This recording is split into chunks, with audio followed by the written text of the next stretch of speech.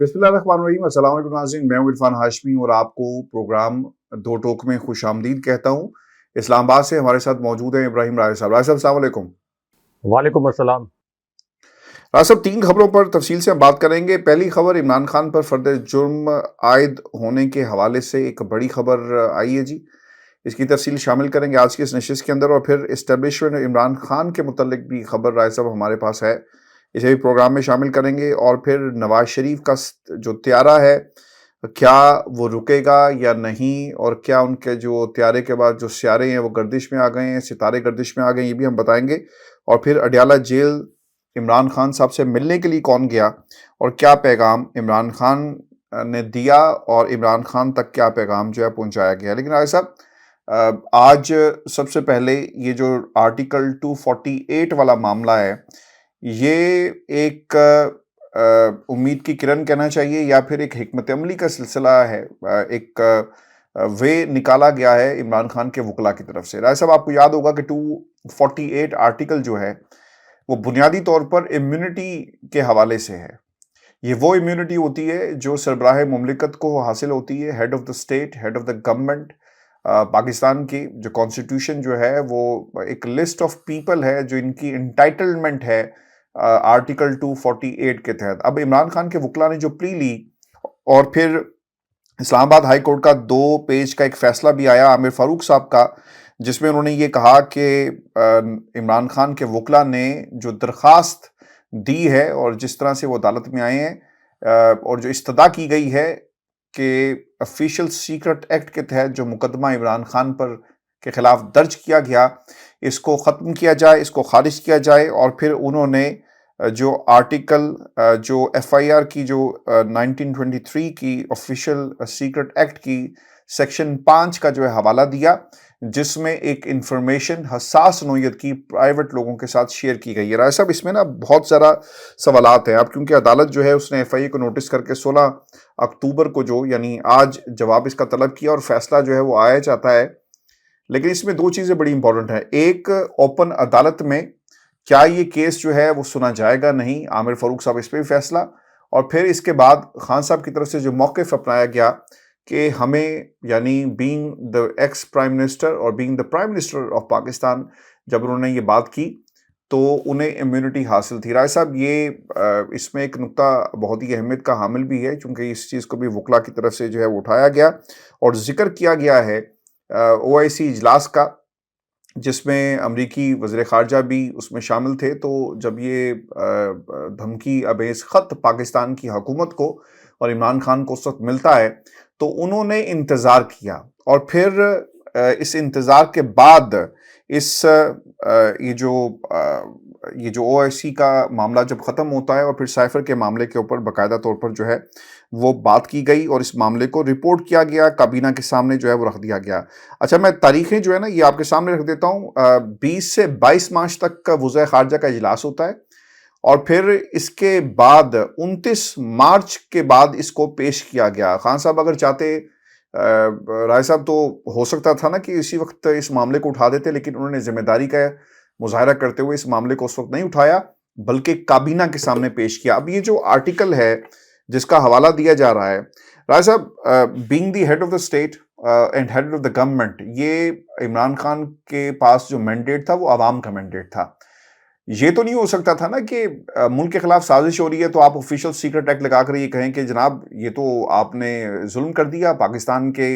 असासे जो हैं उनके हवाले से दुश्मन मुल्क को कोई इन्फॉर्मेशन दे दी। अगर तो ऐसा मामला था तो फिर आपके खिलाफ ऑफिशियल सीक्रेट एक्ट के तहत कार्रवाई होती है। लेकिन जो मैंडेट आपके पास है, being the prime minister of the country,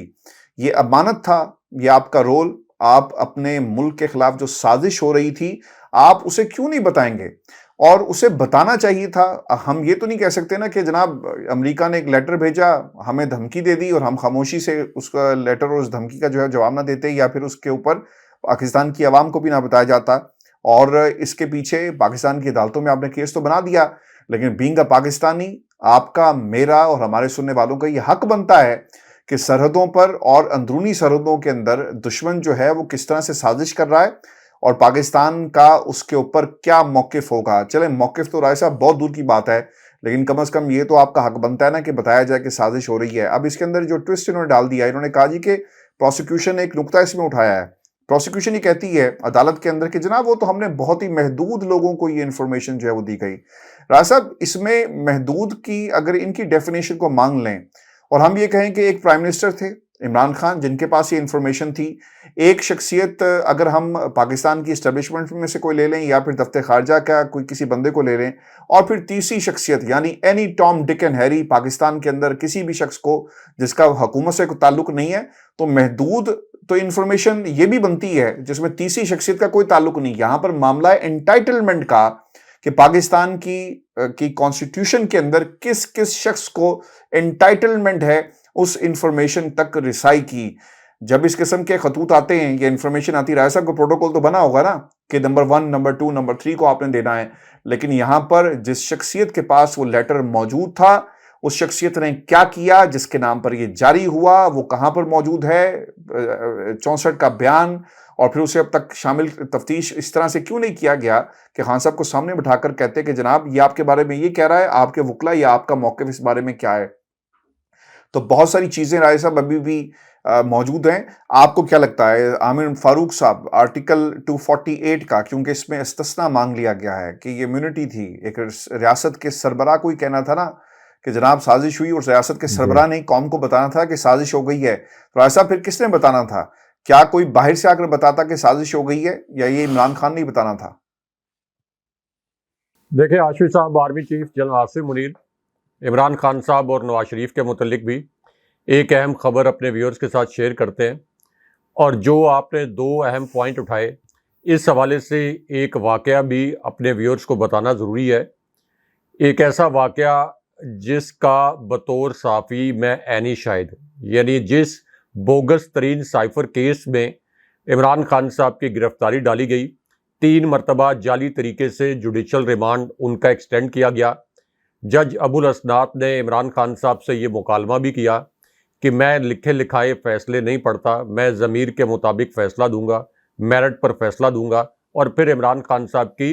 cipher case میں ضمانت بھی مسترد کر دی، اور زبردستی عمران خان صاحب کے نام پر چالان وصولی کا ریکارڈ جو ہے وہ اپنے آرڈر میں لکھ دیا کہ چالان وصول کر لیے عمران خان صاحب کے، اگرچہ چالان وصولی پر اس کی جو نقول ہیں ان کے اوپر سگنیچر بھی نہیں تھے۔ اس کو بھی چیلنج کیا گیا ہے اسلام آباد ہائی کورٹ میں، یہ جو جج ابو الاسناد نے غلط بیانی کی۔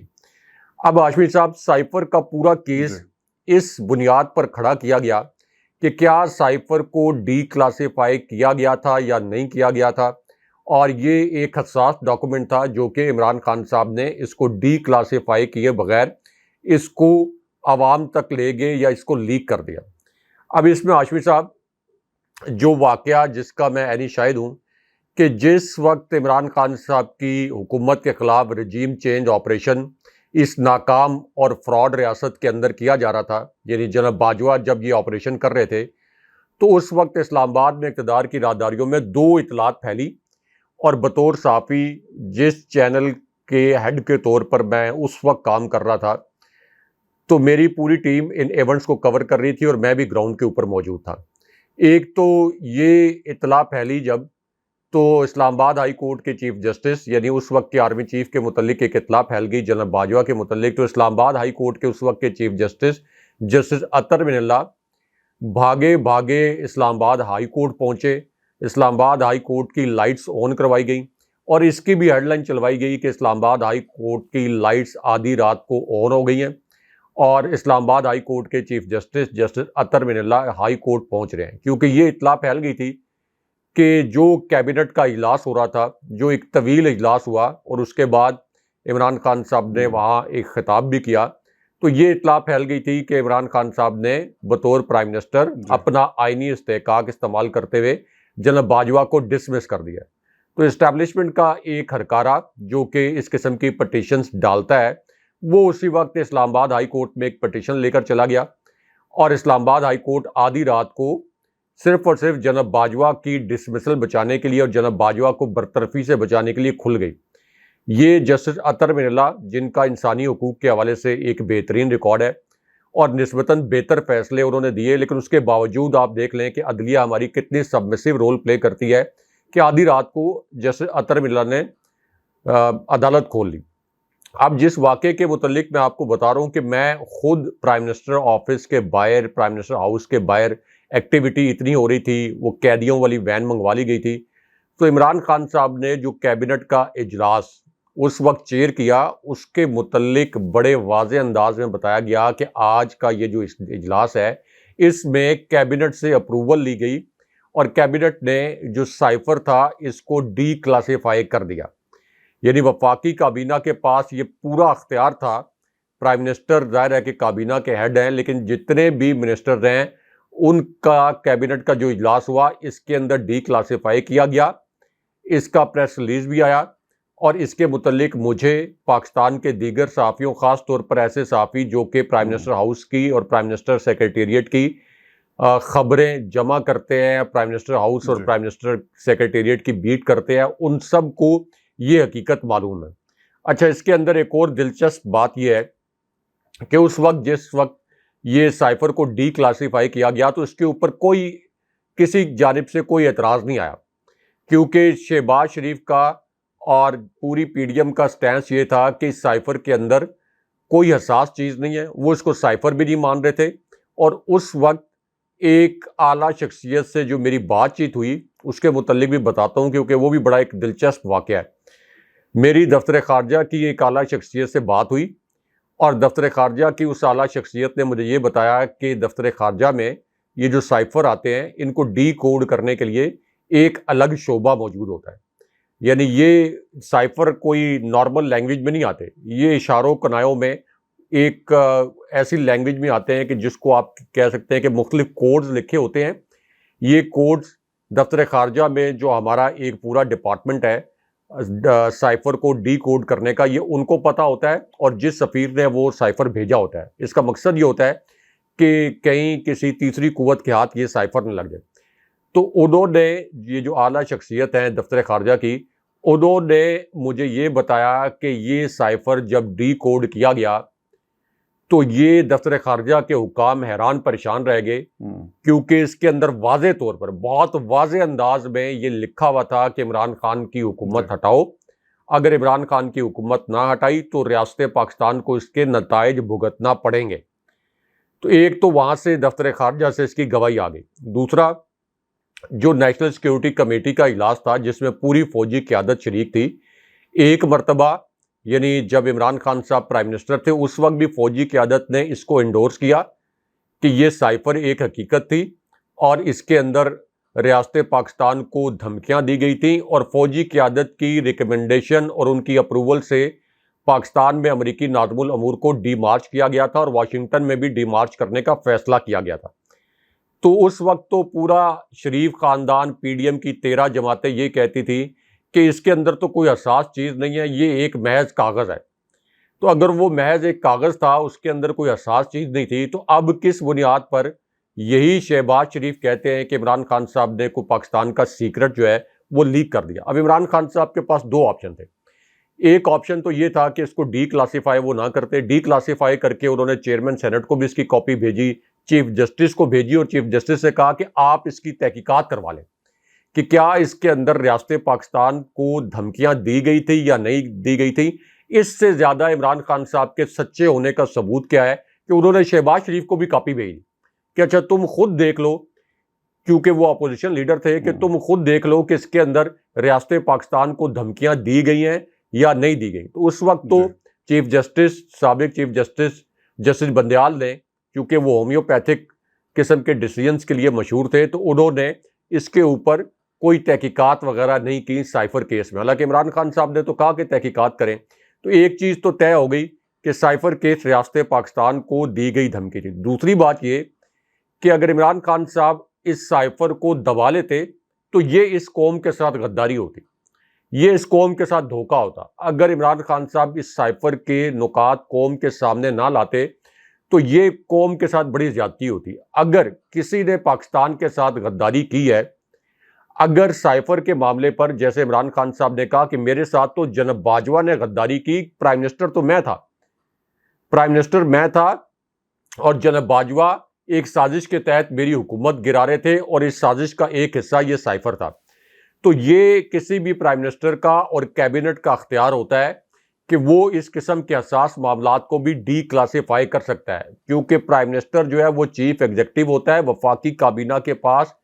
اس قسم کے فیصلوں کا اختیار ہوتا ہے۔ اس لیے یہ کیس تو عمران خان صاحب پر بطور پرائم منسٹر کسی بھی صورت نہیں بنتا تھا۔ اچھا، یہ صرف کوئی ایسا نہیں ہے کہ پی ٹی آئی کے لائرز کہہ رہے ہیں، یہ پاکستان کے جو آزاد قانون دان ہیں وہ بھی، یہاں تک کہ نون لیگ کے قریبی قانون دان بھی نجی محفلوں میں یہ کہتے ہیں کہ کیس تو کوئی عمران خان صاحب پر ڈھنگ کا بنا دیتے، اس کے اندر بھی ان کو سبکی ہوگی۔ تو یہ اب اسلام آباد ہائی کورٹ کے چیف جسٹس صاحب کے پاس یہ جو آپ نے نکات پڑھے کہ عمران خان صاحب کی امیونٹی، یہ اس قسم کی امیونٹی نہیں ہے کہ جیسے صدر کے پاس اختیار ہے کہ اگر سپریم کورٹ سے بھی کسی کے خلاف فیصلہ آ جائے اور اس کے بعد پھر صدر جو ہے وہ اپنا کوئی استثناء کسی کو دے سکتے ہیں، یا صدارتی معافی کا ایک اس کے اندر دو آراء ہیں۔ ایک رائے یہ ہے کہ پرائم منسٹر کی جانب سے سمری جائے تو تبھی یہ صدارتی استثناء کا آپشن استعمال کیا جا سکتا ہے۔ دوسری رائے یہ ہے کہ صدر کے پاس اب بھی اختیار ہے، جیسے بابر اعوان نے اپنے ایک آرٹیکل میں لکھا تھا کہ صدر کے پاس اب بھی یہ اختیار ہے۔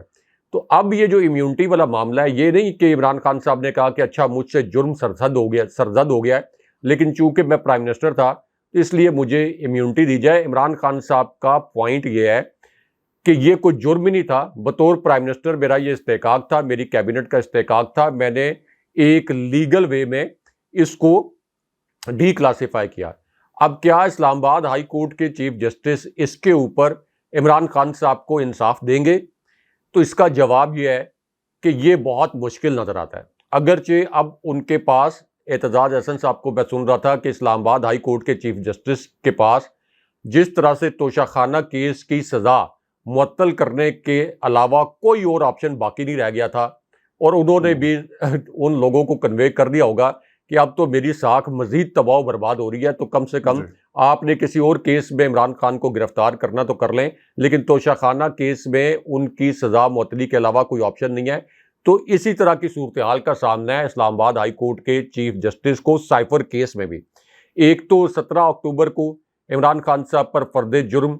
عائد کرنے کی تاریخ جج ابو الاسناد نے کوئی 200 کی سپیڈ سے جو ہے یہ کیس چلایا اور فرد جرم عائد کرنے کی تاریخ مقرر کی گئی ہے، لیکن 16 اکتوبر کو یہی جو کیس ہے، یعنی اس کے اوپر سٹے، فرد جرم عائد نہ کی جائے، اس کے اوپر سٹے کے لیے ایک درخواست دائر کی گئی تھی، اور 16 اکتوبر کو یعنی آج اس کی سماعت بھی کرنی ہے اسلام آباد ہائی کورٹ کے چیف جسٹس نے، اور اس جیل کے نام نہاد ٹرائل کو روکنے کے لیے، کیونکہ جیل کے اندر جس قسم کا ٹرائل ہوا ہے اس فیلڈ سٹیٹ کے اندر، اس روگ سٹیٹ کے اندر،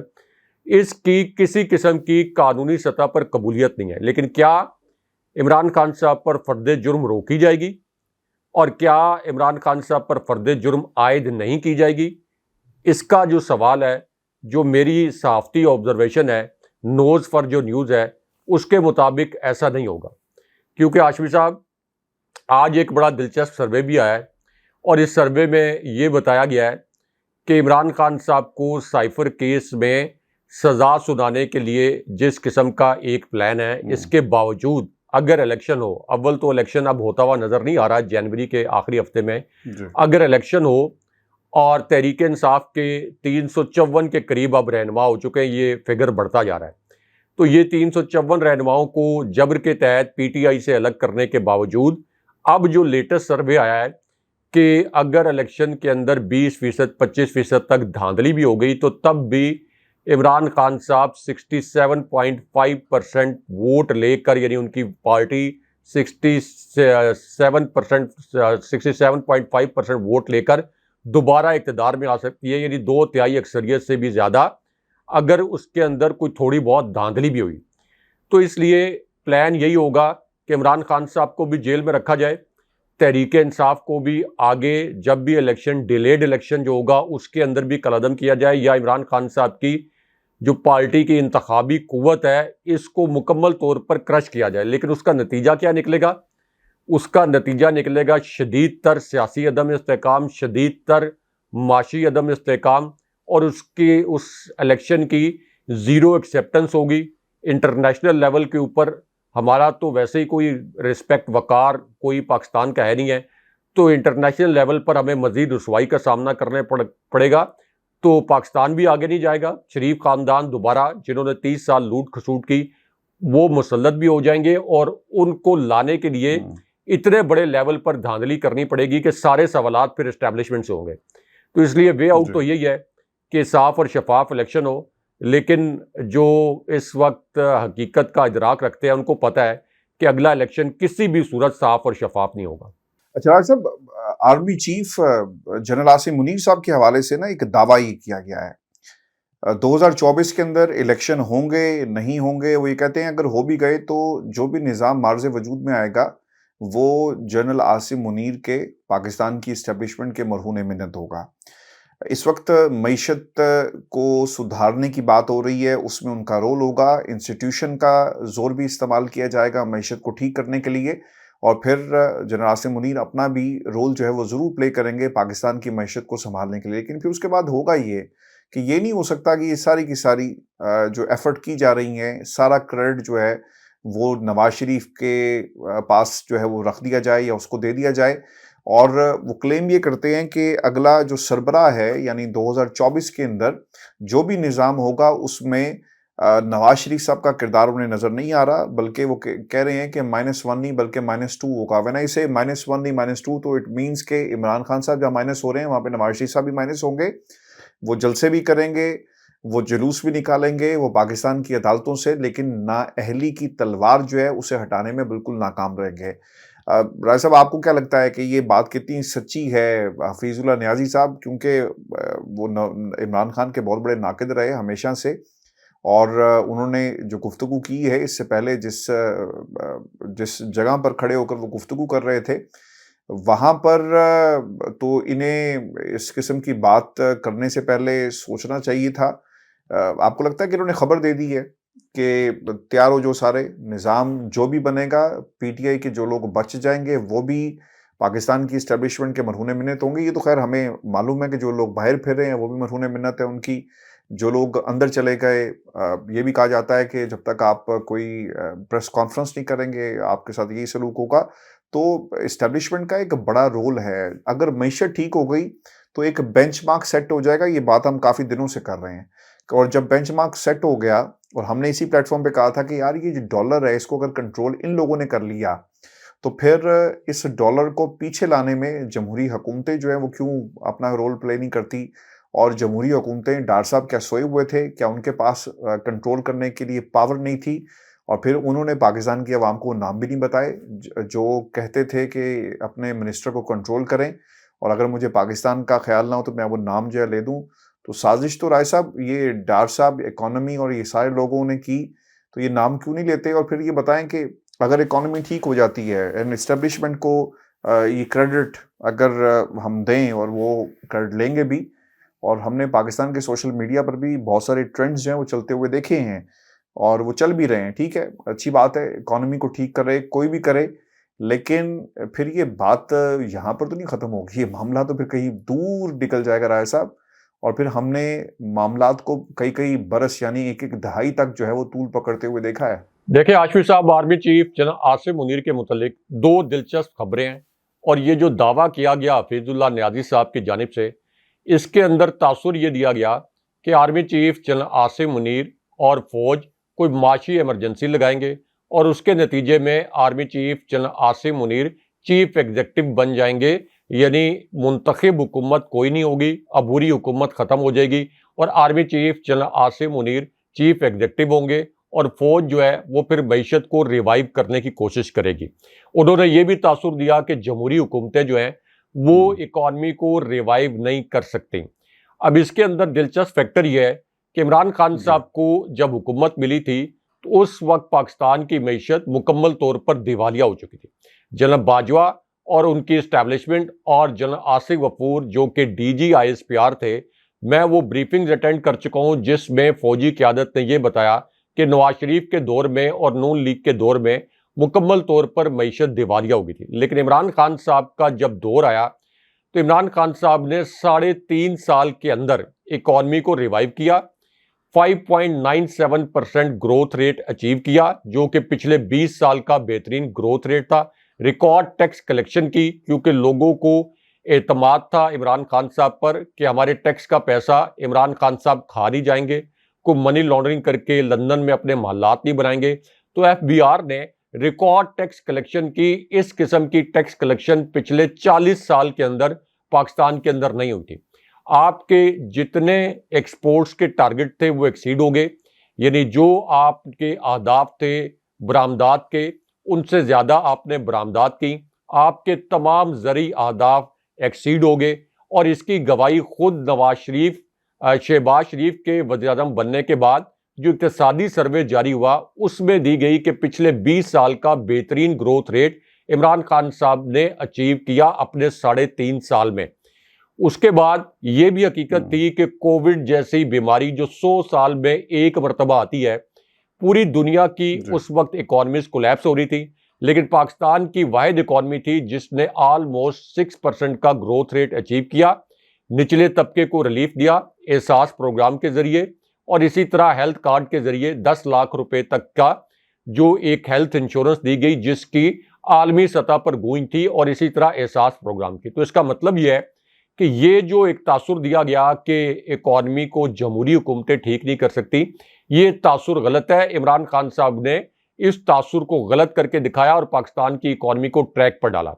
اب جناب باجوہ، کیا فوج معیشت کو سنوار سکتی ہے، ٹھیک کر سکتی ہے مستقل بنیادوں پر؟ تو جناب باجوہ، جنہوں نے اپریل 2022 میں رجیم چینج کیا تھا اور شہباز شریف کو مسلط کیا تھا،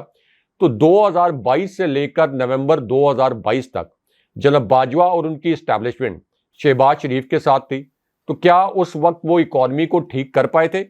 کیا انہوں نے اکانومی کو ریوائیو کیا؟ کیونکہ اکانومی 6% سے یعنی 5.97% سے 0.2% پر آ گئی، 0.2% پر، 1% بھی نہیں، 0.2% پر۔ تو اس کا مطلب یہ ہے کہ جناب باجوہ جو معیشت پر سیمینار وغیرہ کروا رہے تھے، ان کی اور ان کی اسٹیبلشمنٹ اکانومی کو ریوائیو کرنے میں مکمل طور پر ناکام ہو گئی تھی، اور مکمل طور پر اکانومی کولیپس ہو گئی تھی۔ اب ایک تو یہ پتا چل گیا کہ عمران خان صاحب کو مائنس نہیں کیا جا سکتا، کس طرح وہ بھی میں آپ کو بتاتا ہوں، لیکن پہلے اکانومی کے متعلق جو army chief general Asim Munir یا فوج کے متعلق جو دعویٰ کیا حفیظ اللہ نیازی صاحب نے، اس کے اندر یہ تو ہو سکتا ہے، یہ تو پاسبلٹی ہے کہ الیکشن ڈیلے کر دیا جائے، فوج پس منظر میں رہ کر کام کرے، اکانومی کو ریوائیو کرنے کے لیے اپنی ایفرٹس کرے، جیسے ابھی ڈالر کے اوپر کریک ڈاؤن کیا گیا اور ڈالر جو ہے وہ اس کی قدر جو ہے وہ کافی حد تک کم بھی ہوئی ہے، لیکن فوج کیا اس کا کریڈٹ نواز شریف کو یا شہباز شریف کو لینے دے گی؟ یہ کبھی بھی ان کو کریڈٹ نہیں لینے دیں گے، کیونکہ اس وقت تو سوشل میڈیا پر ایسے ٹرینڈ بھی چلائے گئے ہیں جہاں اس کا پورا credit army chief general Asim Munir اور فوج کو دیا گیا ہے، اور شہباز شریف کی حکومت کو رگڑا دیا گیا کہ شہباز شریف کی حکومت میں پچھلے 16-17 ماہ میں اکانومی مکمل طور پر کولیپس کر گئی تھی، اور army chief general Asim Munir کی وجہ سے اور فوج کے کریک ڈاؤن کی وجہ سے ڈالر کی قدر کم ہوئی۔ لیکن کیا یہ کوئی دیر پا اقدام ہو سکتے ہیں؟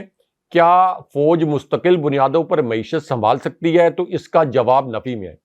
کیونکہ پاکستان کی فوج کو اس وقت جس قسم کے چیلنجز درپیش ہیں، آپ یہ دیکھیں کہ ہمارا انڈیا کا بارڈر ہمیشہ ہاسٹائل رہتا ہے، افغانستان کا ہمارا جو بارڈر ہے اس وقت انتہائی ہاسٹائل ہے، دہشت گردی کے پاکستان کو چیلنج کا سامنا ہے، ہمارے جوانوں کی، فوجی جوانوں کی شہادتیں ہو رہی ہیں، ایران سے اگرچہ کوئی دہشت گردی پاکستان کے اندر ایکسپورٹ نہیں کی جا رہی، لیکن ایران کے بارڈر کے ساتھ ایسے علاقے ہیں اور ایسے پیچیدہ گزرگاہیں ہیں کہ وہاں دہشت گردوں نے ٹھکانے بنا رکھے ہیں اور ہماری افواج پر حملے ہوتے ہیں، ہماری افواج وہاں پر ہمارے جو فوجی جوان ہیں وہ شہید بھی ہو رہے ہیں۔ تو ظاہر ہے کہ اگر فوج اپنی پوری ایفرٹس اکانومی پر لگائے گی تو پھر سیکیورٹی کے معاملات سے اس کی توجہ ہٹے گی۔ اب کوئی 2-4 ماہ کے لیے تو فوج زور لگا کے اکانومی کو کچھ تھوڑا بہتر کر سکتی ہے، لیکن ٹیک اوور کرنا یا معاشی ایمرجنسی لگانا اور اس کے بعد کوئی بھی آرمی چیف ہو اگر وہ چیف ایگزیکٹو بنے تو ظاہر ہے کہ اس کی تو آئین کے اندر اور قانون کے اندر کسی قسم کی گنجائش نہیں ہے۔ ہاں یہ ہو سکتا ہے کہ الیکشن ڈیلے کر دیا جائے اور پس پردہ 3-4 مہینے اور فوج یہ ایفرٹ کرنے کی کوشش کرے کہ وہ اکانومی کو ریوائیو کرے، لیکن ہاشمی صاحب یہ زیادہ دیر تک چل نہیں سکتا، کیونکہ جو نگران حکومت ہے اس کا مینڈیٹ صرف اتنا ہوتا ہے کہ وہ الیکشن کروائے فری اینڈ فیئر۔ نگران حکومت کے انٹرنیشنل لیول پر ایکسیپٹنس نہیں ہوتی،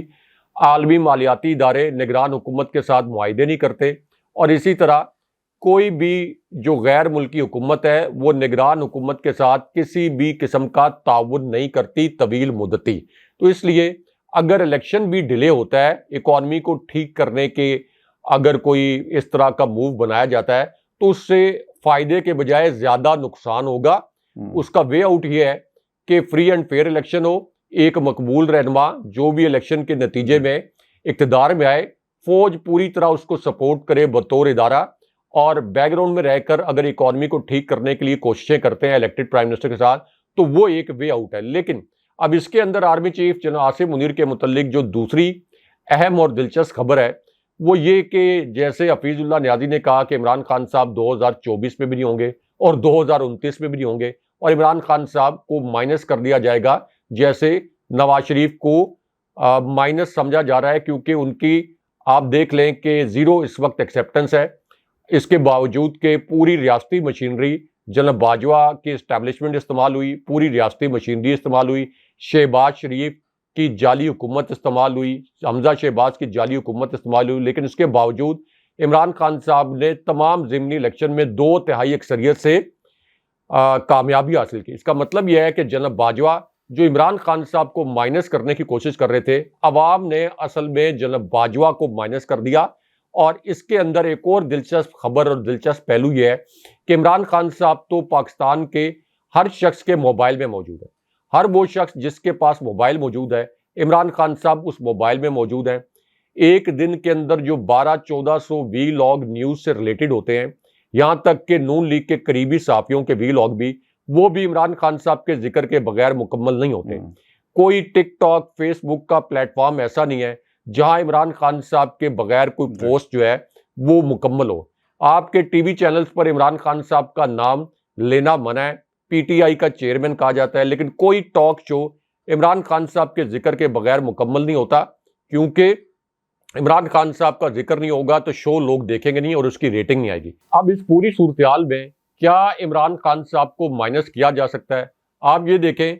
کہ عمران خان صاحب اور ان کی پارٹی کو جس جبر کا سامنا ہے، اس کے باوجود عمران خان صاحب کی مقبولیت،